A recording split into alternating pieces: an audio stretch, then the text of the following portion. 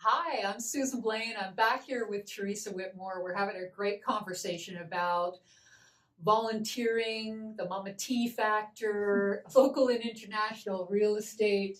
It's just been great. And one of the things I always like to talk about and to keep things real is that being an entrepreneur that you've been for 28 years is not an easy journey. You know, people see your success now, they see you traveling, they see you doing the things that you love, and they think, wow, isn't she lucky? Yeah. But wow, there's a lot of work that goes into it. What's been one of your biggest challenges as an entrepreneur, Teresa? The biggest challenge was to come to Ottawa and not have business. I came here really with Nothing. a big ego. Big ego because you were a big influencer. I was a big influencer in Belleville. I was a city councilor. I was the president of the real estate board. I was president of the Lady Sales and Advertising Club. I was involved. Entrenched. Yeah, I was. Everybody knew who I was. I knew who everybody was. Nobody didn't know my name around the city. No. And Ottawa can be a really tough town. They say if you can make it here, you can make it anywhere. And it was difficult. It was really difficult to come here. My first year here, I just thought, what have I done? I bet. What have I done? For love or not, you come to a strange city, you don't know anybody, and you have to start from, literally, you have to start from scratch. Yeah, I had to start from scratch. My first year here, I made $7,500. You can't pay rent and pay a car payment and feed yourself on $7,500. No. So it was a tough. Thank God I had money behind me, but still, when people see me now, you're right. They're like, "Oh, you're so lucky." It's like, yeah, you work 7 days a week, and you'll be as lucky as I am. And she does work hard. She's everywhere. She still is, even though you have a level of success. You're still out there. You have to be. You have to continue. If you don't continue, people forget about you, or they think that you're too busy to help them. I'm never too busy to help anyone. But we still have fears as entrepreneurs too, yes, you right? So what's been one of your biggest fears building your business? Well, the biggest fear would be that I wouldn't be able to sustain myself, that I wouldn't make enough money to sustain myself, that, did I make a good move to come here? Can I afford to live here? But so some sleepless nights. Some sleepless nights. But you know something?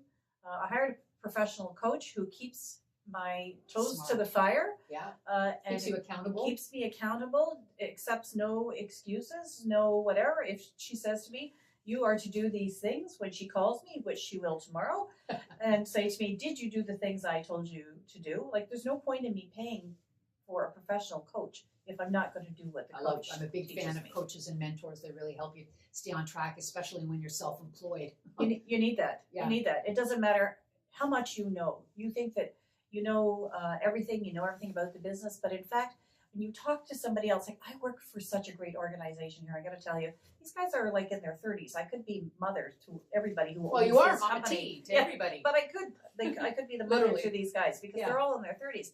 But they think different. I'm not so stuck in my ways, or like, I've been around for 28 years, to not listen to the voice of the youth who own this particular company, Remax, because they have different ideas. And it's like, yeah, let's try that. Keep open. I do. Stay open. They appreciate, right? That's the lesson, They appreciate my experience and what I can bring to the office as well, and my level of experience for being around for so long. But I appreciate that they see things through a different lens altogether, and they're like, let's try this. Let's try this. It's like, valuable, and it keeps you fresh, right? It does. And that's you can attribute, I'm sure, a lot of your success to always being open, to being flexible. You have to be. You have to be. Otherwise, you're a dinosaur. And we've all doubted our abilities to succeed. When I ask people, have you ever doubted your ability to succeed? And the answer 99.9% of the time is yes, if you're being honest with yourself. So, I always also like to ask people, what drives you really? Do you know what your underlying thing that drives you? What drives me is to be completely debt-free. That's what drives me. To be financially independent. That's what drives me. I want to be able to be in a position so that if I want to take my family, I have 5 grandkids now. I have 2 of my own kids and 2 stepkids.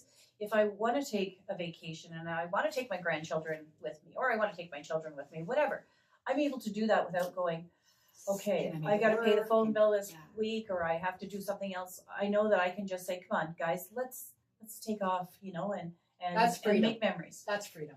What That advice, is freedom. What advice would you give to your younger self? I love this question. To my younger self, I would have said, believe more in yourself.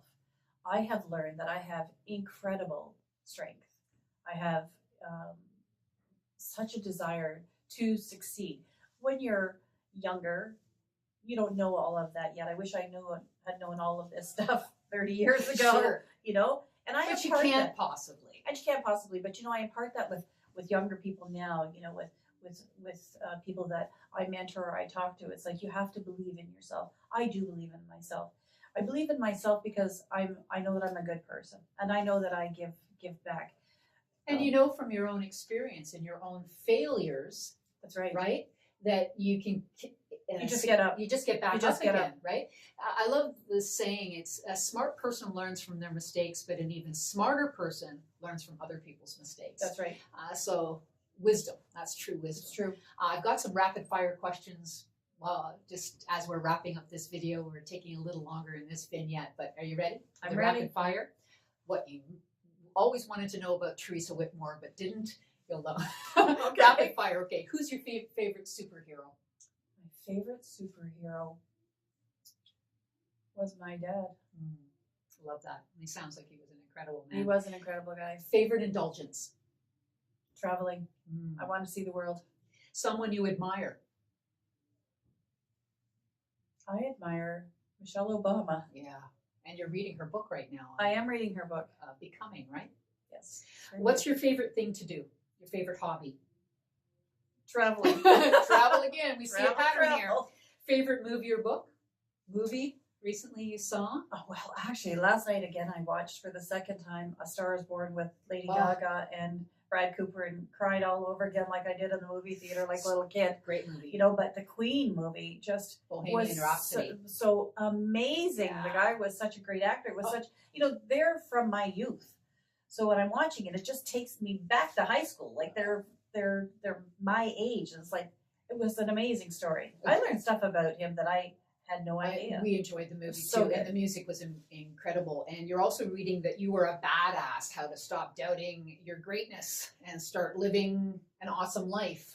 Jen Sicario? That's right. Yeah. That comes really from my coach who says, if you're going to read something, at least feed your brain. Yeah. Feed your soul. Feed your brain. Learn something. When you see something that touches you, like acknowledge that and follow that instead of just reading anything. Read business books that help build you up, and share them. I share my Yeah. books with other people as well. It's like, this is such a good book and it makes such a difference. You need to read this. It's like Gary Keller's book, The One Thing. I was just The One thinking Thing about is that. so good. So It's such a good book. Yeah. I've read it a few times. I have 2 copies. I think I've got somebody's borrowing one right now. But something, you read The One Thing, it's so good because it's like, why are you doing something? right, the What power, is your why? What is your why? What Simon gets you Sinek. out of bed? What gets you out of bed every day? I What love makes you want to work?